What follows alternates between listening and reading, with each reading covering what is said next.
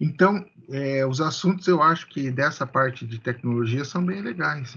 O povo não está vindo, fazer o quê? Eu tenho que sair se eu não consigo ver quem está. Por isso que eu saí. Ok? Então vamos lá. Patologia nas estruturas de aço. Aí, além disto, né? Aqui, ó, o subdimensionamento dos elementos. Nós, só que isso no global, no projeto, nós temos aí a questão local, entenderam? Ou seja, global, toda a minha estrutura. Ah, mas eu vou ter falhas pontuais. Como assim? As regiões de ligação, pessoal. Com o tempo, aí a gente já não está falando de uma estrutura que vai ter problema hoje ou amanhã e tal. Não, ela superou os ventos. Geralmente isso ocorre depois da estrutura ter 3, 4 anos de vida, né? Então, uma estrutura mal dimensionada, muito mal dimensionada em relação à carga de vento, nos primeiros 6 meses dela, a coitada vai para o chão, né? Mas em relação a essa carga de vento, Jefferson, por exemplo, vamos pôr na construção, por exemplo, de um edifício. Como que pega assim, uma base para fazer o cálculo disso? Você ter Tá. essa dimensão aí. A carga de vento, ela é dada pela. Você encontra esses exatamente com esse nome: isóbaras ou isopletas. Né? Então, você pensa no mapa do Brasil. Tá? Então, eu tenho toda a minha carga de vento, todo o carregamento de vento que eu vou utilizar, ele já está tabelado. Entendeu? Como é que é feito isso? Vamos lá. Como é que eu vejo índice pluviométrico? Eu vou dimensionar uma bacia pluviométrica. Então, eu tenho as estações de coleta de água. Ah, choveu lá, tem aquela mediçãozinha, vai fazendo as anotações. O vento foi a mesma coisa. Por quê? O vento, ele vai ter, ele vem da mesma posição, da mesma origem. Este vento que eu estou falando mais forte, tá? Que é o que a gente usa para dimensionar a estrutura. Então, tem como você fazer isso? Tem. O que acontece é que você tem pessoas usando de má fé e gente que não sabe o que está fazendo. Gente que não sabe o que está fazendo, que digamos assim, 90%, tá? 10% é má fé, mas 90% não sabe o que está fazendo. Como assim? A pessoa acha que dimensionar ali, tem um software, vai lá, jogou no software, olhou, não, tá bom aqui. Só que ela esquece de fazer as verificações, de montar a sequência de carregamento, e aí que dá o problema. Tá? Mas, em relação assim, à sua pergunta, existe todos os dados disponíveis, Letícia. Tem, e para estruturas para prédios também é usada a carga de vento. É a mesma, tá? É o mesmo princípio, a mesma lógica. A diferença é que a carga de vento para concreto, ela passa a ser relevante a partir de 2, 3 pavimentos, né? Então, assim, vou fazer uma casa térrea, até 4 pavimentos, ela é irrelevante. Em função do peso da estrutura de concreto, da robustez, não vai ter grande efeito. A partir daí, vamos lá, de 3, 4 pavimentos, né, que a gente passa a ter aí acima de 15 metros de altura, aí ela passa a ser considerada. E aí ela passa a ter um impacto muito relevante, né? Então, só que no caso da metálica é diferente. Da metálica não interessa. É um barracão térreo, tá lá com 4, 5 metros de altura, não interessa. Ele está suscetível à carga de vento e vai trazer problema. Então, esse é um detalhe bastante interessante. A estrutura de concreto armado, ela passa a ter impacto a partir de uma certa altura. Até então, não é tão relevante assim o impacto que ela dá em termos de carregamento.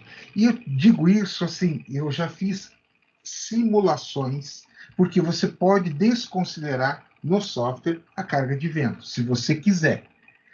É contra a norma? É contra a norma, mas é a questão de primícia do projetista. O projetista, ele tem autonomia para isso, né? Então, eu já fiz essas simulações e o que acontece? Realmente, o impacto da carga de vento, estruturas até 3 pavimentos aí, não é relevante. Mas você pega, por exemplo, uma estrutura de 10 pavimentos, daí já é muito relevante, né? Então, com 30 pavimentos, isso até é uma teoria clássica que tem, tá? Com 30 pavimentos, a carga de vento no topo do prédio equivale ao pilar que está no 10º pavimento, ou seja, ele está suportando o peso de 20 andares sobre ele. Então, é só para se ter uma noção de nível de comparação de carga de vento, né? Então, erros na estrutura metálica, geralmente, esses erros de dimensionamentos estão associados à carga de vento. Outro problema sério que tem na estrutura metálica, lembrando que a gente está falando de patologia, tá? É a questão da corrosão. Então, o aço, a gente sabe que ele tem essa tendência de retornar ao estado óxido, né? Óxido de ferro. Então, a corrosão. E aonde que eu vou ter problemas, meus principais problemas de corrosão? Nas ligações. Tá? Por quê? É onde eu tenho a minha ligação, é onde eu vou ter metais diferentes. Então, quando eu faço a solda, eu tenho 2 tipos de metais. Então, eu crio o local ideal para o surgimento da corrosão, da patologia por corrosão. Dimensionamento de subdimensionamento também pode causar. Pode, até pode, não é tão comum, ok? Mas eu posso ter falhas de ligações. Então, eu dimensiono lá a chapa e os parafusos. Só que, digamos que a chapa ela foi mal dimensionada, ela vai acabar cisalhando, ela vai acabar rasgando a chapa, danificando, né? Então, seria mais ou menos estes problemas. E outro ponto que dá muita corrosão é na base. Por exemplo, aí eu já não estou mais com uma estrutura metálica, só a cobertura. Eu estou com a estrutura inteira, né? Considerando pilares, tá? Isso é mais para pilares, essa corrosão. Na base, onde o pilar conecta com o solo ali, geralmente você faz o quê? Naquela base você vai fazer ele parafusado, né? Você usa o tech bolt, tá? Faz a fixação com o tech bolt, deixa lá os parafusos para cima, as roscas, encaixa o perfil e desce o parafuso. Mas neste contato que eu fico ali por mais que você impermeabilize, por mais que você faça pintura preventiva e tudo mais, ele, com o tempo, a tendência é que ele vá oxidar e dar problema de patologia ali. E lembrando que o pilar, ele está sofrendo na base momento, tá? Momento fletor. Como assim, professor?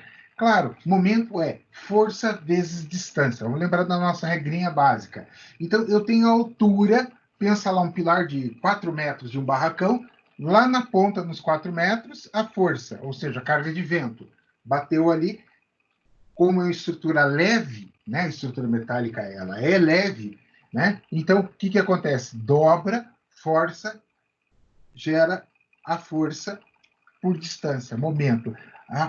Vai forçar a base do pilar fixada no concreto. Então, isso é um problema, né? Com o tempo, a repetição dos esforços, ele vai gerar a tendência de danificar, ok? Então, vamos lá, corrosão metálica. Olha só, observa aqui, ó. Vou mudar aqui para a nossa apontador laser. Olha só, tá vendo aqui? Aqui eu tenho os perfis soldados. É onde é o início da corrosão. Outro detalhe muito interessante no comportamento da corrosão. Ela sempre vai ser de fora para dentro. Como assim, professor? A corrosão ela não se inicia no meio da peça, ela se inicia aqui, ó, na periferia, ó, na borda, e daí ela vem para dentro.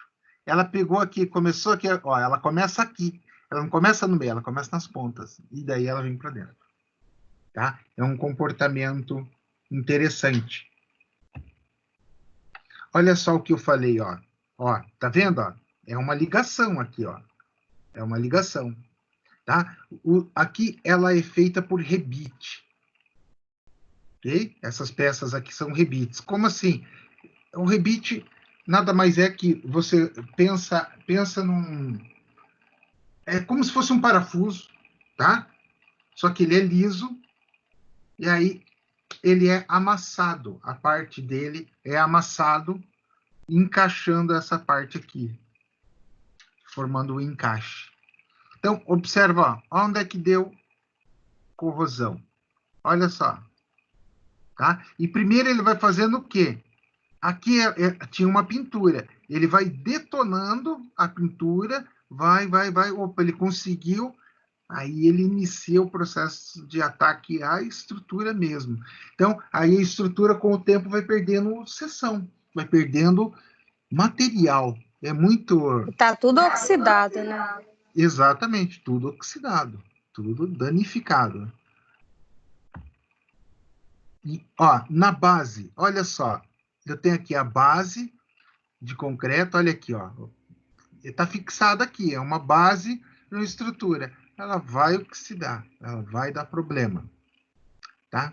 Então, alguns mecanismos, aqui é aço, aqui ele fez a correção, aqui, ó, cite alguns mecanismos associados à corrosão do aço. Ele é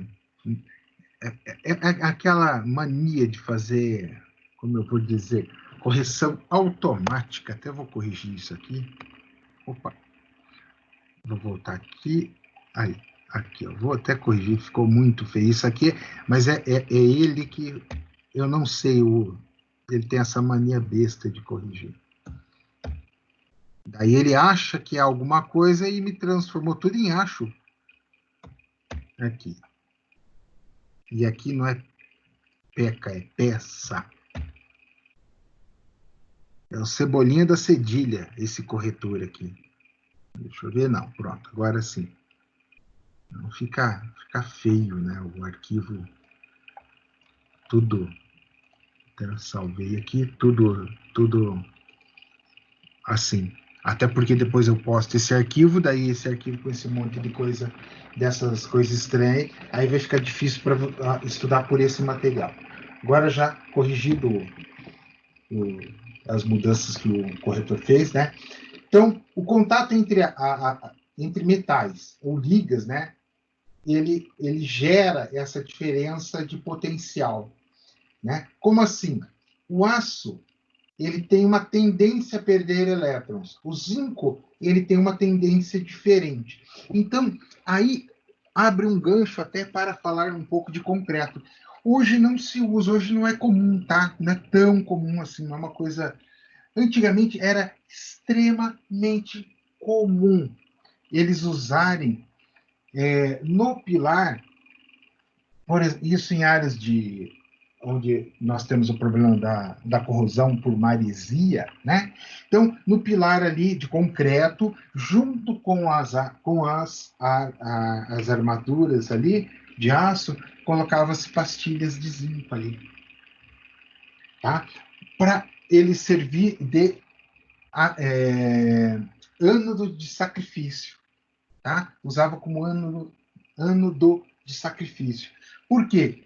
Porque a hora que ocorria o ataque, esse metal mais frágil sofria o ataque, evitando assim que a armadura fosse danificada. Então, é comum também você ter isto em estruturas metálicas. Tá? E uma outra coisa que eu não comentei na parte de concreto, de essa parte de recuperação da estrutura, por quê? Porque dentro do material está previsto que a gente vai abordar isso aí. Daí lá na frente a gente vai falar sobre esses outros aspectos relacionados ao concreto. Tá? Voltando ao nosso amigo aço, então as regiões sujeitas a esses estados, né, ela acaba sofrendo maior oxidação, principalmente aonde? Onde tem ali meu cordão de solda, aonde eu tenho também tendências de acúmulo de poeira. Por que poeira? O que a poeira tem a ver? Quando acumula poeira naquele ambiente ali, na sequência chove. aquele material fica acumulado, úmido ali. Então, a umidade facilita a corrosão, ela abre caminho para a corrosão. Tá? Então, as patologias em estrutura agora de madeira. Então, de metais, seria isso. Se eu fosse resumir metais, eu resumiria em erros de dimensionamento global, seria a nossa carga de vento. Erros relativos daí a dimensionamentos locais seriam o subdimensionamento ou falha no dimensionamento das ligações e a corrosão seriam os pontos assim principais a serem destacados. Patologia em estruturas de madeira. Tá? Então, na estrutura de madeira, basicamente, a gente vai ter, são 3 vertentes. Os agentes bióticos, os fungos e insetos. Tá? Então, vamos lá. Madeira, vale lembrar, a gente está falando de um material orgânico. Né? Então, ele não é um material, não dá assim para trabalhar com ele e tratar ele como se fosse o concreto ou o aço, não, é um material orgânico. Então, imagina o seguinte, vamos lá. Primeiro nós temos, são coisas distintas, tá? Defeitos da madeira, em função do tipo dos galhos, da composição em si, da madeira em si, que ela traz naturalmente, mas eu tenho também a questão de agentes que vão atacar, né? Então, esses agentes bióticos, né, tipos diferentes de fungos, eles atacam em função do quê?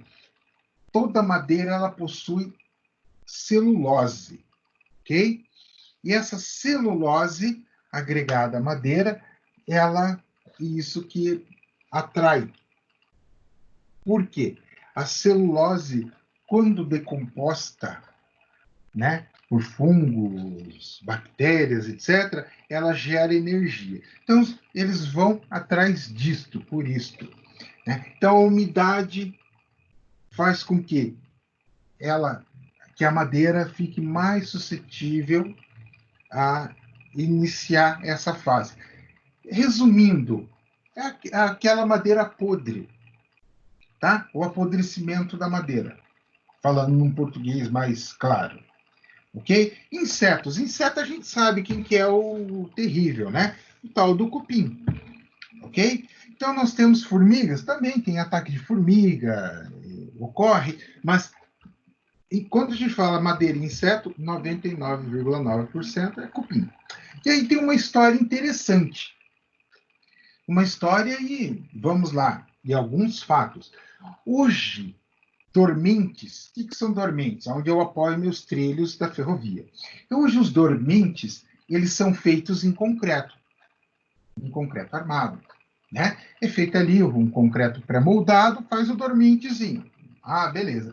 Inclusive eu até recomendo dar uma pesquisada na internet, tem algumas máquinas muito legais. Não sei se vocês já viram, tem algumas máquinas que elas vão a máquina vai implantando o trilho, vai colocando os dormentes. Nossa, é uma coisa muito louca, muito legal a forma com que ela vai fazendo, desenvolvendo isso. Tá? E antigamente não era assim. Era feito com dormentes de madeira, madeira de lei. Onde que ficava o dormente? Diretamente em contato com a camada de brita. Como assim? Ao fazer a base para a estrada de ferro, eu não posso, o trem é pesado, né? Vocês sabem que ele tem um peso significativo, então eu tenho que fazer uma base, exatamente como eu faria para fazer uma base de um pavimento, de um asfalto. Então eu tenho que preparar as camadas de base, tirar a argila dali. E por último, no final, eu coloco uma camada de brita, aonde eu vou assentar os dormentes, e em cima do dormente, fixado no dormente, o trilho, certo? Então, pensa, o dormente de madeira estava ali em contato. poxa vida, é óbvio que ele vai sofrer ataque violento, né, ataque, né, biótico, ou seja, vai estar sujeito a apodrecer, choveu, acumulou água nele ali, vai apodrecer, e também os cupins podem achar legal, interessante a madeira, porque é madeira de lei, lembra isso, madeira nobre. Então, para isso se fazia o quê? Fazia-se o fazia-se uma cauda química. A principal empresa do ramo, tá, que fornecia material químico era a Montana. Eu não sou sincero em dizer se não sei se essa empresa existe ainda. Tá? Na minha época de faculdade, ela existia, né? Mas isso a gente, poxa, vamos lá se vai 20 e poucos anos.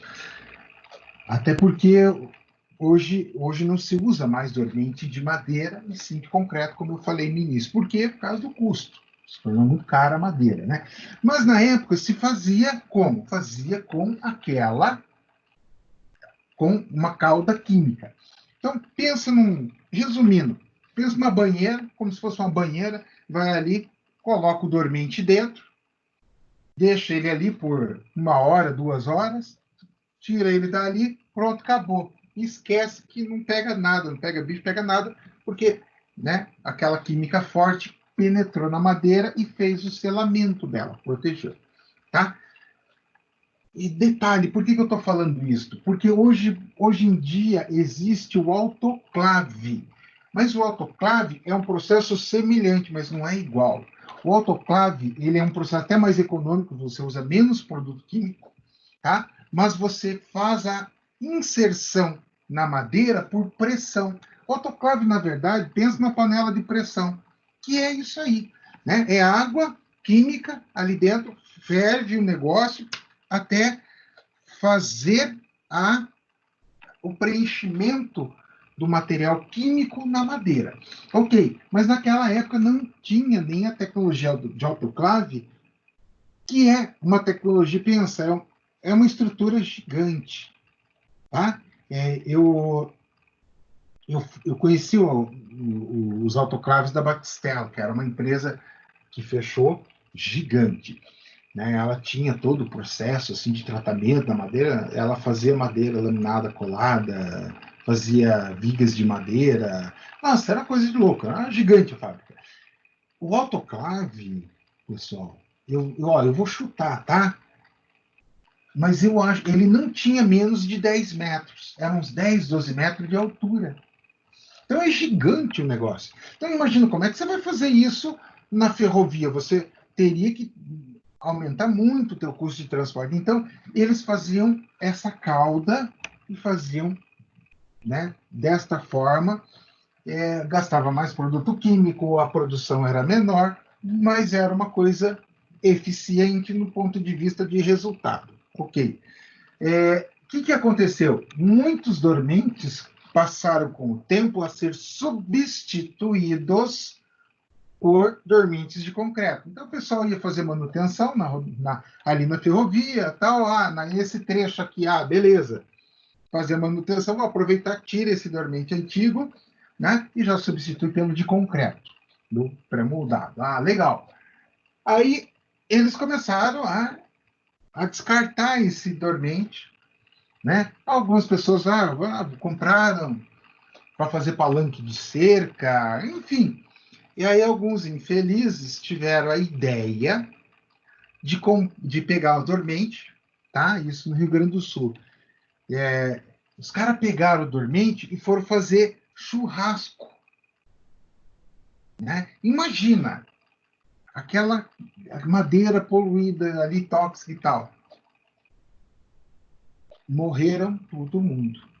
A partir dali, quando ocorreu isso, que as pessoas, né, morreram e tal, nossa, imagina a confusão que dá, né? Aí eles pegaram e estabeleceram regras rígidas com o descarte daquele dormente. Então, aquele dormente não é qualquer louco que pode vir aqui pegar e levar, porque pode gerar esse tipo de problema. Mais pessoas podem acabar sendo contaminadas, mais pessoas podem acabar morrendo. Então, ocorreu isso. tá? Então, nós temos também, olha aí, ó, os fungos da madeira podre. E esse é o cara, o tal do cupim, tá? Então, o cupim é complicado, pessoal. Estruturas de madeira, coberturas, se fazem até hoje, ok? Quando você pega um pinus tratado, porque se você usar o pinus sem ele ser tratado, olha, para caixaria, ele não leva 30 dias para começar a apodrecer. Com 90 dias, ele vira quase que uma farinha, tá? Então, ele vai ser autoclavado. É fácil de reconhecer pinus autoclavado. Muito fácil. Ele tem ele vai ter uma cara, ele tem uma cor esverdeada. Isso é muito tranquilo de você ver. Quando eles fazem o processo de autoclave, a proteção não é só contra apodrecimento, contra os fungos e bactérias, mas também para o cidadão cupim. Então, o que acontece? Você tem veneno apropriado para fazer o tratamento contra cupim. Então, você, antes de fazer... Isso eu cansei de fazer, tá? Então, o Não, aqui em cliente... casa dá muito na porta, enche o saco quando você pisa. não. E o problema não é encher o saco, o problema é olhar a foto. Ele vai comendo a madeira mesmo. Então, eu recomendo para você pegar, comprar um veneno e passar. Porque olha o que ele faz. Se ele pega na cobertura, ele começa a danificar peças ao ponto de você acabar tendo que fazer reparo, porque ele começa a estragar a cobertura, tá? Então, era isso que eu ia falar. A patologia que ele gera é essa. E olha só, olha o telhado aí. Tá? Olha o telhado. Já aconteceu da pessoa perder boa parte do telhado em função de cupim. Por quê? Se eles se alojam naquelas peças chaves ali, onde está toda a concentração de carga, ele acaba deformando e, na sequência, derrubando. Então, eu recomendo, no seu caso, se você tem um problema de cupim, compra um veneno, tem veneno para cupim, e passa com essas bombinhas de costal, sabe? Essas bombinhas de colocar nas costas, né? Tem gente que faz isso aí, pessoal que trabalha que mata grama, mato na grama e tal. Uma bombinha daquelas ali, passa e resolve o problema. Era o que o pessoal fazia. É muito comum. O pessoal, vou fazer minha casa, tal, não sei o que, você fazia o projeto e acompanhava a execução, né? Só parte de acompanhamento. E aí era muito comum eles mesmos pegarem e usarem passar o veneno, deixa 2 dias secando lá, passou o veneno, coloca a cobertura, ou montou a cobertura, vai, passa antes ou depois, entendeu? Mas sempre passava antes de cobrir. Aí protegia a madeira contra cupim. Então, mas é um problema sério. Ele danifica a estrutura e derruba, tá? Então, nossos agentes bióticos, né? Bactérias, fungos, daí nós temos ali insetos e perfuradores marinhos. Essa parte de perfuradores marinhos, tá? Eles são muito mais associados aí a onde nós temos, por exemplo, cais. Então, vale lembrar que a madeira ela apodrece na condição de estar em contato com a água e depois secar. Molha e seca. Aí ela vai apodrecer. Mas se ela tiver totalmente imersa na água, os bichinhos precisam de oxigênio. E aí eles não têm oxigênio ali disponível. Então, eles não agridem a madeira. É muito interessante. Isso é uma coisa, assim, bem legal e que dá para ver em lagos de hidrelétrica, lagos, usinas hidrelétricas, estruturas antigas, né? O lago está lá há 10, 15, 20 anos. E aí o pessoal vai e acaba soltando uma ou outra madeira ali. As árvores estão, o tronco, né? Folha não, mas o tronco em si, ele está íntegro. Não apodreceu nem nada. É muito interessante. Mas é em função disto, né? Da falta do oxigênio. Tá? Então, nós temos lá os agentes químicos que podem causar corrosão em ligações. Como assim corrosão em ligações? A corrosão na madeira, professor? Não, aí a gente está pensando nas ligações, mas pensando na madeira com ligações metálicas. Por quê? É muito simples.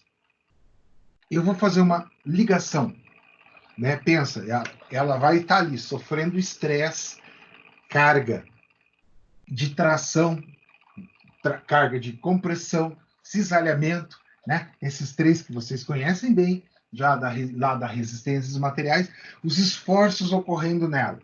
Então, eu uso uma chapa metálica. Por quê? A chapa metálica fininha, ela vai resolver o meu problema.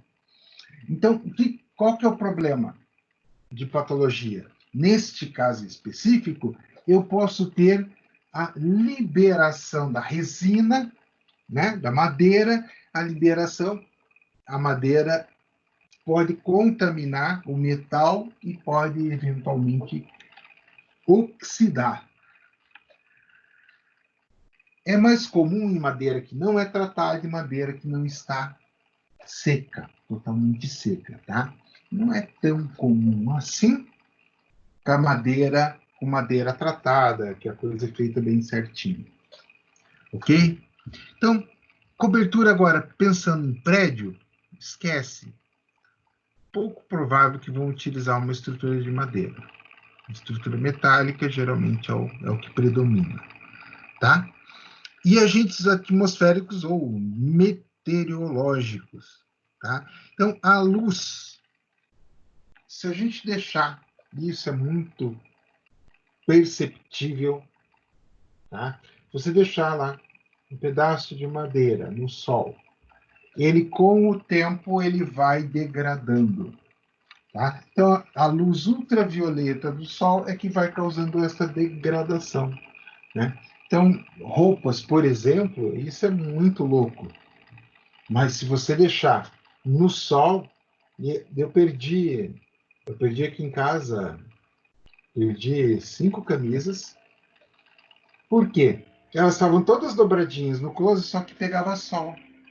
E aí ficou aquela faixa desbotada em função do sol, da luz ultravioleta propriamente dita. Então ela danifica a madeira, sim, danifica, tá? Intemperismo também, ou seja, se você deixar a madeira ali exposta, ela molha, mas ela não seca, ela não tem como secar, ela vai danificar. Então a gente tem que pensar em madeira não só telhado, mas, por exemplo, uma varanda, tá? Um pergolado decorativo. A madeira é um material muito bonito para você fazer algumas coisas externas, né? Cada dia mais está se tornando cada dia mais raro. Por quê? Em função do custo, né? O povo foi que nem louco comendo a madeira que tinha de forma assim descontrolada, fizeram mau uso, né? Fizeram lenha com madeira boa. Isso eu digo no passado, tá?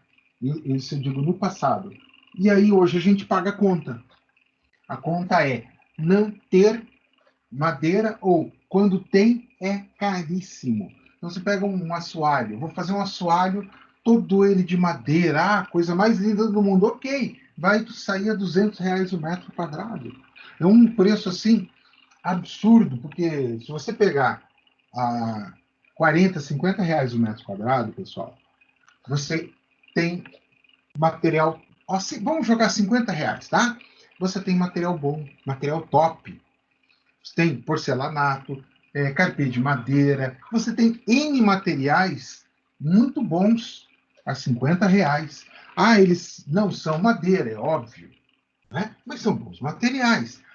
Aí você jogar essa conta a R$ 200 se torna proibitivo, se torna muito pouco usado em função do elevado custo, ok? Então, vamos lá. E aqui ele traz ali também inchamento da madeira e retração. Isso é quando se aplica que ela está no estágio mais úmida. Vento é igual ao que foi citado na parte de metálica, a carga de vento, tá? E ele diz incêndio ali. Eu deixei o incêndio ali, mas o incêndio, pessoal, em relação à madeira, nós temos uma visão errada, ok?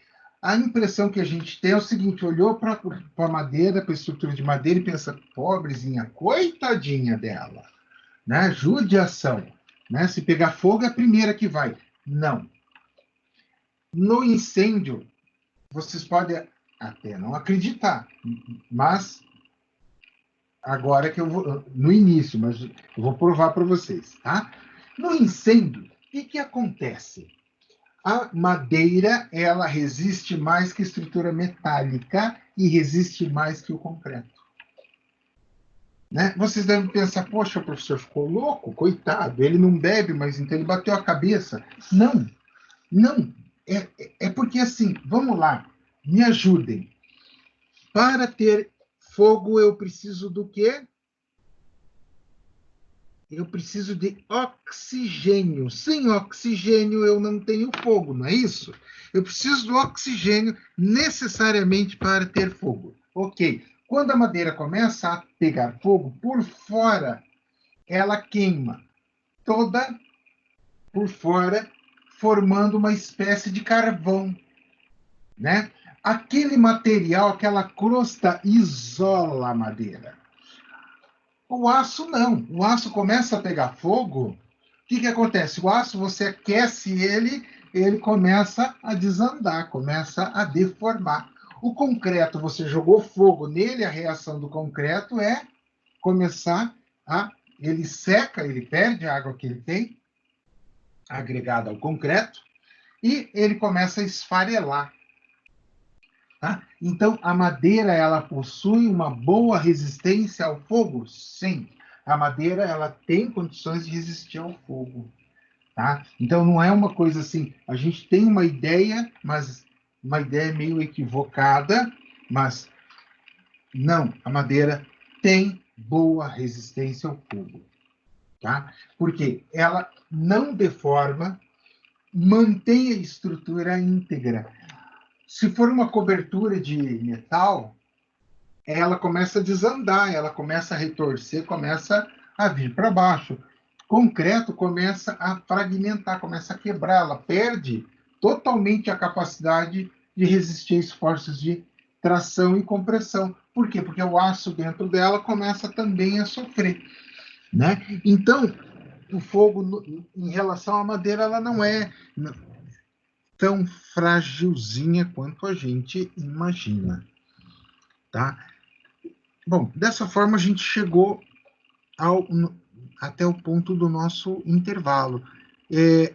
Vocês ficaram com alguma dúvida até aqui em relação ao conteúdo? Para mim, tudo tranquilo. Tranquilo, professor. Beleza, então. Vamos fazer um intervalo, né? 5 minutos. Voltamos daqui 5 minutos para